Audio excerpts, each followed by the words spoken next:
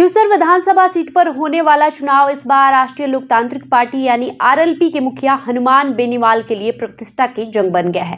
कांग्रेस और बीजेपी ने चुनावी रणनीति के तहत बेनीवाल को अकेले चुनावी मैदान में उतारकर उनके लिए मुश्किलें खड़ी कर दी है।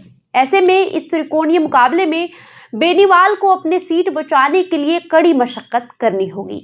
खिवसर सीट राजस्थान की उन विधानसभा सीटों में से एक है जहां कांग्रेस और बीजेपी के लिए जीत का कोई खास महत्व नहीं है, लेकिन आरएलपी सुप्रीमो हनुमान बेनीवाल के लिए यह सीट उनकी राजनीतिक अस्तित्व का सवाल बन गई है।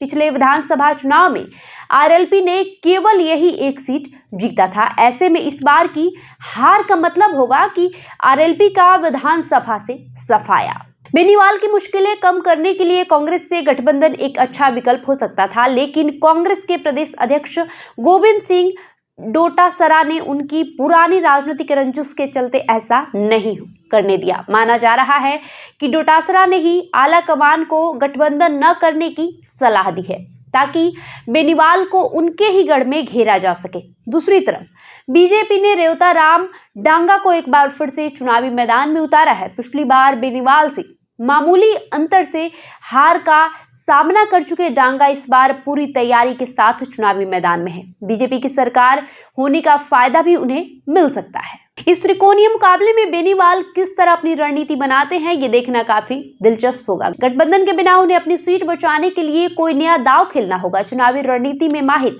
माने जाने वाले बेनीवाल को इस बार खिवसर के मतदाताओं को रिझाने के लिए एड़ी चोटी का जोर लगाना होगा। हाल ही में अपने समर्थकों को संबोधित करते हुए बेनीवाल ने कहा था, यदि हम ये चुनाव हार गए तो आरएलपी का भी एक सदस्य विधानसभा में नहीं होगा और लोग कहेंगे आरएलपी साफ हो गई। इस बयान से साफ है कि बेनीवाल इस चुनाव को कितनी गंभीरता से ले रहे हैं।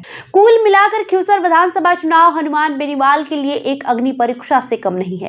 कांग्रेस और बीजेपी के बीच फंसे बेनीवाल को अपनी रणनीति में बदलाव करते हुए आगे बढ़ना होगा। देखना होगा कि बेनीवाल इस चुनौती से कैसे निपटते हैं और क्या वो अपनी सीट बचा पाते हैं या नहीं। बहरहाल आपका इस वीडियो पे क्या कहना है हमें कमेंट करके जरूर बताएं। धन्यवाद।